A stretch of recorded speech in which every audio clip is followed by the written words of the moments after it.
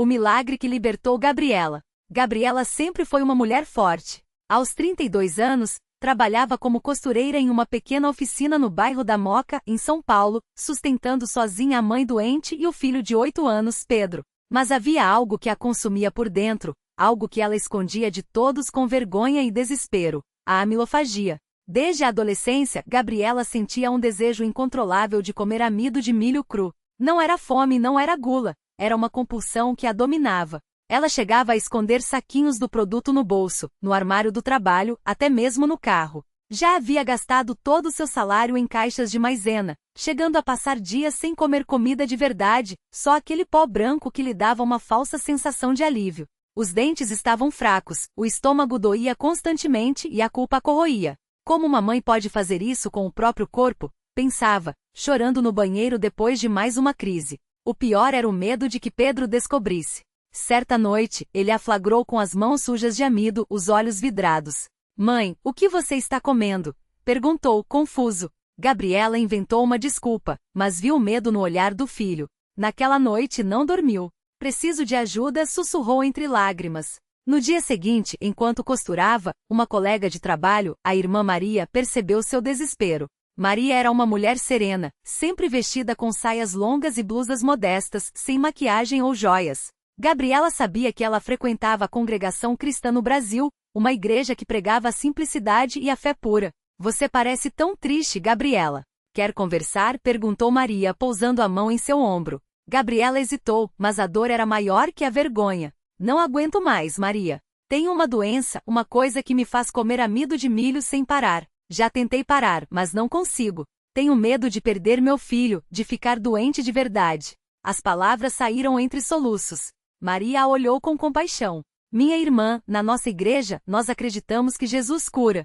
Não só doenças do corpo, mas essas lutas que a gente não entende. Venha comigo domingo. Só venha." O templo da Congregação Cristã no Brasil era simples: paredes brancas, bancos de madeira enfileirados, sem altares chamativos ou instrumentos musicais.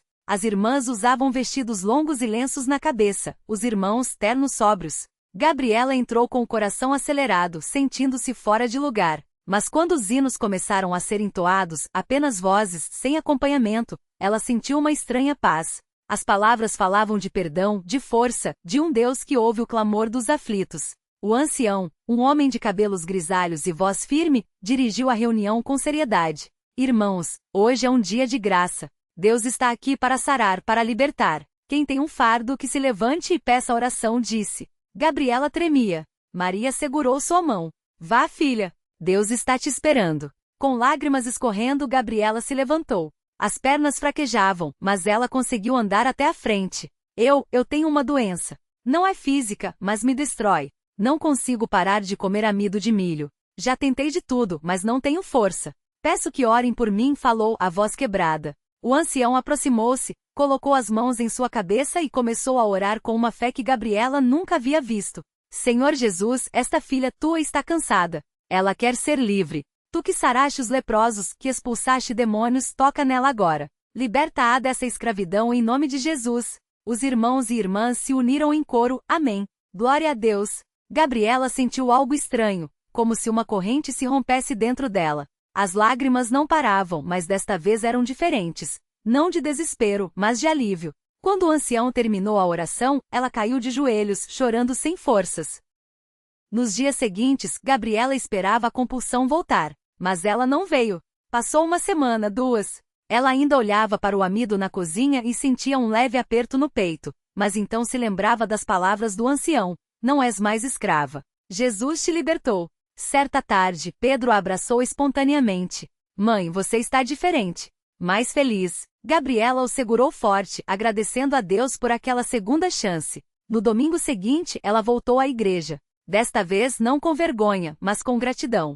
Depois do culto, enquanto os irmãos se preparavam para a Santa Ceia, o pão partido e o vinho servidos com reverência, Gabriela pediu para dar seu testemunho. De pé diante de todos, contou como Deus a havia livrado. "Não foi força minha. Foi Ele.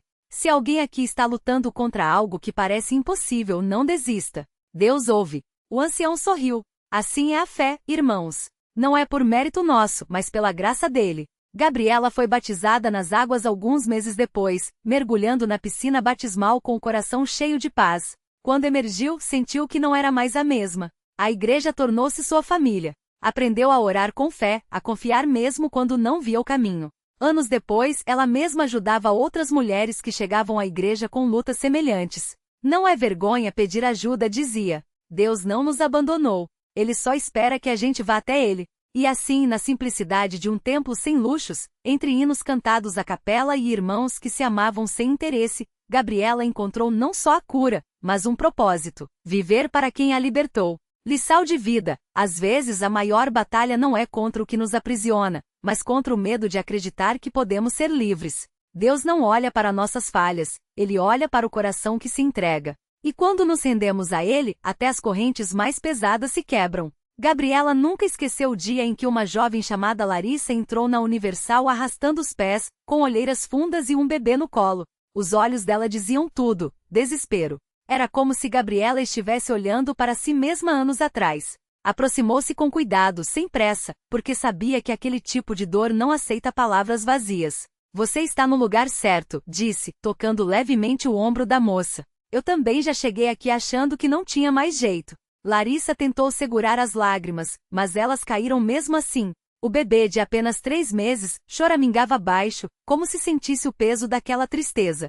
Ela contou que o marido a havia abandonado quando soube da gravidez, que a família a rejeitou por vergonha, e que agora morava de favor na casa de uma tia, ouvindo todos os dias que era um peso. As contas se acumulavam, e a fome já tinha batido a porta mais de uma vez. Eu não aguento mais, confessou, apertando o filho contra o peito. Até pensei em... A voz falhou. Não precisava dizer mais nada. Gabriela conhecia aquele silêncio. Era o mesmo que já tinha habitado sua alma. Mas dessa vez ela não estava sozinha. Levou Larissa até a frente do altar, onde pastores oravam por cada pessoa com uma intensidade que só quem já viu milagres entende. Não eram palavras bonitas, eram clamores como se estivessem arrancando a vitória do céu com as próprias mãos. Você vai ver, irmã, sussurrou Gabriela enquanto as mãos eram impostas sobre Larissa. Deus não deixa pedra sobre pedra quando a gente entrega tudo a Ele. E foi exatamente o que aconteceu. Naquela noite Larissa chorou como nunca, mas eram lágrimas diferentes. Algo dentro dela se quebrou, não a esperança, mas o medo. Nos dias seguintes, ela voltou à igreja todos os dias, mesmo com cansaço, mesmo com a vergonha de pedir ajuda para o ônibus. E a cada culto, uma porta se abria. Uma irmã da igreja doou fraldas e roupinhas para o bebê. Um irmão, dono de uma padaria, ofereceu trabalho para ela fazer em casa, empacotando pães. Até a tia que antes a maltratava começou a tratá-la com mais respeito, como se algo invisível tivesse mudado. Mas o maior milagre veio um mês depois. Larissa estava na igreja quando um homem alto, de olhar sério, entrou pela porta dos fundos. Ele ficou parado, observando, até que seus olhos encontraram os dela. Era o marido. Ele não disse nada de imediato, só ficou ali, como se não soubesse por onde começar. Quando finalmente se aproximou, as mãos tremiam. Eu não mereço perdão, gaguejou. Mas não consigo tirar você da cabeça. Nem ele, apontou para o bebê, que dormia nos braços de uma irmã da igreja. Eu sonhei com vocês 2 noites seguidas. E no sonho, você estava aqui, neste lugar. Larissa não soube o que responder. O coração batia tão forte que doía. Mas então lembrou das palavras que Gabriela lhe dissera. Deus restaura o que o diabo roubou. Às vezes demora. Às vezes dói. Mas ele não esquece de ninguém. O homem se ajoelhou ali mesmo, no meio do templo, e começou a chorar. Não foram palavras bonitas, foram pedidos desesperados. Me perdoa. Eu quero ser pai. Eu quero ser marido. Ensina-me como. E assim, entre lágrimas e abraços, mais uma família foi reconstruída. Larissa não só voltou para casa com o marido, como ele, arrependido, procurou um emprego honesto e começou a frequentar a igreja também. O bebê, que antes chorava sem motivo, passou a sorrir como se soubesse que algo grande tinha acontecido. E Gabriela? Ela só sorria porque via ali a prova de que Deus não muda só vidas, Ele muda gerações. Hoje, Larissa é quem acolhe outras mulheres na porta da Universal. Ela conta sua história sem vergonha, porque sabe que cada cicatriz é um testemunho. E sempre repete a mesma frase que ouviu de Gabriela. Se Deus fez por mim, Ele faz por você também. Basta entrar e não sair mais. Porque milagre não é só o que a gente vê, é o que a gente vive. E na Universal, todos os dias alguém descobre que a última página da sua história ainda não foi escrita, e que Deus está segurando a caneta. Naquela mesma semana, enquanto Larissa ajudava uma mulher com os olhos cheios de lágrimas a entrar na igreja, do outro lado da cidade, um homem chamado Roberto estava prestes a desistir de tudo. Ele era motorista de aplicativo, mas as dívidas tinham se acumulado tanto que o carro estava prestes a ser levado pelo banco. A esposa, grávida do segundo filho, chorava em silêncio para não preocupá-lo ainda mais. Roberto já tinha tentado de tudo, empréstimos bicos até vender coisas da casa. Mas nada adiantava. Naquela noite, depois de mais um dia sem faturar o suficiente, ele parou o carro em um sinal e pela primeira vez em anos olhou para o céu. Deus, se tu existe, me mostra um caminho, porque sozinho eu não aguento mais. Foi então que ele viu o outdoor. Deus tem a solução para o seu problema. Universal, rua tal, número tal. Não era a primeira vez que passava por ali, mas dessa vez, algo dentro dele disse, vá. Ele não tinha nem dinheiro para gasolina, mas virou o carro na direção da igreja. Ao entrar, Roberto se sentou no fundo, envergonhado das roupas surradas e do cheiro de suor depois de mais de 12 horas dirigindo. Mas quando o pastor começou a falar sobre a providência divina, foi como se cada palavra fosse só para ele. No final do culto, uma irmã se aproximou com um sorriso. O irmão precisa de oração? Deus vai te surpreender hoje. Roberto quase recusou, achando que não merecia. Mas quando ela impôs as mãos sobre ele e começou a orar com fé, algo estranho aconteceu. Uma paz que ele não sentia há anos encheu seu peito. Ao sair da igreja, recebeu uma mensagem no celular. Um passageiro que havia atendido dias antes, donos de uma pequena transportadora, oferecendo um emprego fixo como motorista de caminhão com salário e benefícios. Liguei para várias pessoas, mas só você me passou confiança, dizia a mensagem. No domingo seguinte, Roberto voltou à Universal, dessa vez com a esposa ao seu lado. Eles choraram durante o culto, porque sabiam que não era coincidência. O carro não foi levado pelo banco. As dívidas começaram a ser quitadas. E o mais incrível, no dia do nascimento do bebê, os médicos descobriram que a criança tinha um problema no coração. Mas após orações na igreja, os exames seguintes mostravam que tudo estava normal. Os médicos não explicam, mas nós sabemos, disse a esposa de Roberto, segurando o filho nos braços. Hoje, Roberto é um dos voluntários que recebem as pessoas na porta da Universal. Ele sempre conta que entrou ali quebrado, mas saiu com uma família restaurada e um propósito. E quando alguém pergunta como ele conseguiu, a resposta é simples. Não fui eu, foi Deus. E ele não faz acepção de pessoas. Se fez por mim que não tinha mais esperança, imagine o que pode fazer por você. Porque na Universal, os milagres não são histórias de um passado distante. São realidades que acontecem agora, enquanto você lê isso. Alguém está recebendo a cura. Outro está sendo libertado. Uma família está sendo reunida. E tudo começa com um passo de fé, e a certeza de que quando Deus escreve uma história, o final sempre é melhor do que a gente sonhou. Na mesma semana em que Roberto deu seu testemunho na porta da igreja, uma mulher chamada Marisa entrou pela primeira vez na Universal. Ela vinha arrastando uma dor que parecia não ter fim. Há 3 anos, o filho mais velho, Lucas, de 19 anos, tinha saído de casa depois de uma briga feia. Ele se envolveu com más companhias, começou a usar drogas e pouco tempo depois sumiu. Marisa já tinha procurado em delegacias, abrigos, até nas ruas, mas nenhuma pista. O desespero era tão grande que ela chegava a acordar no meio da noite gritando o nome do filho, como se ele pudesse ouvir. Eu já não chorava mais, contou ela depois. As lágrimas secaram. Só restava um vazio que doía mais do que qualquer coisa. Foi uma vizinha que também frequentava a Universal quem a convidou. Marisa, vem comigo domingo. Não é só para orar pelo Lucas, é para você não afundar, disse a mulher, segurando suas mãos. Ela foi, não por esperança, mas por não ter mais forças para dizer não. Dentro da igreja, enquanto o pastor falava sobre a restauração de famílias, Marisa sentiu algo estranho. Não era emoção, não era saudade. Era como se uma voz sussurrasse no seu coração. Ele está vivo. E você vai vê-lo de novo. Ela tremia. Como poderia acreditar naquele pensamento? Já tinha ouvido tantas promessas vazias. Mas quando o pastor chamou os que precisavam de um milagre na família para irem à frente, Marisa se levantou. Os pés pesavam, mas ela foi. E ali, entre lágrimas que nem sabia que ainda tinha, ela orou. Não com palavras bonitas, mas com a dor crua de uma mãe. Senhor, se o Senhor existe mesmo, me devolve meu filho. Não aguento mais esse inferno. Naquela noite, Marisa sonhou com Lucas. Ele estava sujo, magro, mas vivo. No sonho, ele olhava para ela e dizia, Mãe, eu tô voltando. Ela acordou assustada, o coração batendo forte. Seria só a saudade jogando com sua cabeça?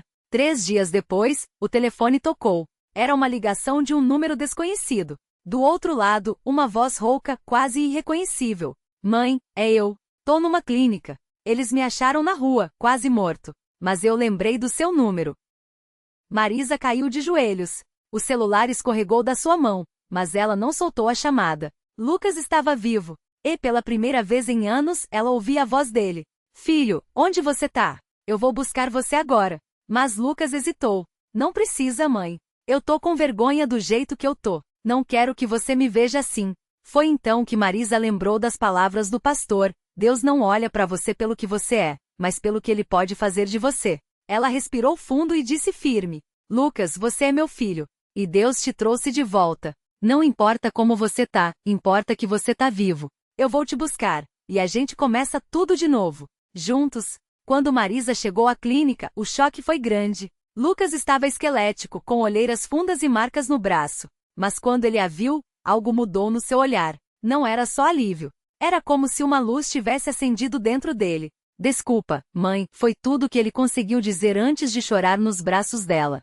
Hoje Lucas está limpo há 1 ano e meio. Ele frequenta a Universal com a mãe e até ajuda no grupo de apoio a dependentes químicos. Marisa, que antes mal conseguia sair de casa, agora é uma das que mais testemunha nas reuniões.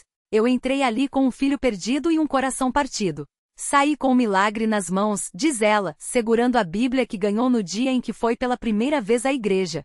Não foi sorte. Não foi coincidência. Foi Deus mostrando que quando a gente acha que tá no fim, Ele tá só começando a escrever a melhor parte da história. E toda vez que alguém pergunta como ela conseguiu, Marisa sorri e repete o que ouviu de Roberto na porta da igreja. Não fui eu. Foi Deus. E se Ele fez por mim, que já tinha desistido, imagine o que pode fazer por você. Porque na Universal, os milagres não são só para alguns. São para quem acredita que mesmo quando tudo parece perdido, Deus está preparando uma virada. E essa virada pode começar hoje. Agora. Com você. Marisa não imaginava que poucos meses depois de ver o filho livre das drogas, Deus prepararia outra surpresa em sua vida. Dessa vez, o milagre viria de um jeito que ela nem sonhava. Era uma tarde de quarta-feira, e ela estava na igreja como sempre, ajudando a organizar os assentos antes da reunião. De repente, sentiu uma dor aguda no peito, tão forte que teve que se sentar. As irmãs ao redor perceberam, e sem hesitar, a levaram até a frente do altar. Enquanto as mãos eram impostas sobre ela, Marisa ouviu o pastor dizer com firmeza: essa dor não vai ficar. Em nome de Jesus, o Senhor está te curando agora. Ela fechou os olhos e começou a orar, mesmo com as lágrimas escorrendo. Não era medo, era uma certeza estranha de que algo grande estava acontecendo. E então, como se uma mão invisível tirasse um peso de dentro dela, a dor simplesmente sumiu. Não foi aos poucos. Foi de uma vez. Como um fôlego novo. Quando abriu os olhos, o pastor sorria. Deus te curou, Marisa. Vai no médico e confira, mas já pode agradecer. Ela não precisou de muito tempo para entender. No dia seguinte, os exames mostravam que o problema cardíaco que os médicos tinham dito ser irreversível não estava mais lá. O coração que antes batia com dificuldade agora pulsava forte, como se tivesse sido trocado por um novo. Eu já tinha visto Deus mudar a vida do meu filho, ela conta, emocionada toda vez que testemunha. Mas dessa vez ele mexeu no que eu nem sabia que estava doente. Isso é que é amor de pai. Ele não espera a gente pedir. Ele já sabe o que a gente precisa. E foi assim que Marisa, que entrou na Universal arrasada, se tornou não só uma mãe restaurada, mas uma mulher com saúde, com propósito e com uma fé que não cabia mais dentro dela. Hoje, ela não só testemunha, como também leva pessoas para a igreja, sempre dizendo: se Deus fez isso por mim, que não merecia, imagine o que Ele não faz por você que ainda nem tentou. Porque na Universal os milagres não têm hora marcada. Eles acontecem quando a gente menos espera, mas sempre no momento certo. E a melhor parte? Eles não são só para quem já está na igreja. São para quem ainda está do lado de fora, achando que não tem mais jeito. Mas tem. Sempre tem. Basta entrar. O milagre que não terminou nela. Marisa não sabia, mas aquele domingo seria o último dia em que sentiria a dor silenciosa que carcomia seu corpo. Enquanto o pastor orava, ela sentiu algo estranho, como se uma mão invisível a envolvesse, aquecendo cada fibra do seu ser. Quando abriu os olhos, as lágrimas escorriam não de tristeza, mas de alívio. Algo tinha saído dela. Naquela noite dormiu sem as cólicas que a acordavam há meses. No dia seguinte, os exames que antes mostravam um quadro grave voltaram limpos. Os médicos balançaram a cabeça, incrédulos. Isso não tem explicação médica. Mas Marisa sabia. Deus não só a curou, como lhe deu um novo coração, o de uma mãe que agora enxergava além das próprias feridas. Seu filho, que antes via apenas uma mulher quebrada, passou a ver uma guerreira. E as pessoas ao seu redor, que antes a evitavam por seu semblante amargurado, agora se aproximavam, atraídas pela luz que ela irradiava. A reflexão que fica é que muitos de nós andamos doentes sem saber, não apenas no corpo, mas na alma. Carregamos mágoas como tumores, medos como infecções, e a rotina nos convence de que é assim mesmo. Mas Deus não espera que a gente se conforme. Ele age antes de pedirmos, além do que merecemos, e onde menos esperamos. O milagre de Marisa não foi só a cura física, foi o despertar para uma verdade simples. A fé não é sobre merecimento, é sobre confiança. Ela não entrou na igreja porque era perfeita, entrou porque estava vazia. E foi ali, no lugar que muitos criticam sem conhecer, que encontrou o que nenhum remédio ou filosofia poderia dar. Um Deus que a escolheu primeiro. A lição? Não espere tudo desabar para buscar ajuda. Não espere a dor ser insuportável para clamar. E acima de tudo, não ache que está tarde demais. Se Marisa, que nem sabia que estava doente, foi alcançada, imagine você, que já sente a falta de algo maior. Os milagres não têm fila de espera. Eles começam quando a gente dá o primeiro passo, mesmo que seja arrastando os pés, como ela fez. E hoje, toda vez que alguém lhe pergunta como superou tudo, Marisa sorri e repete como um eco de esperança: eu só entrei. O resto, Deus fez.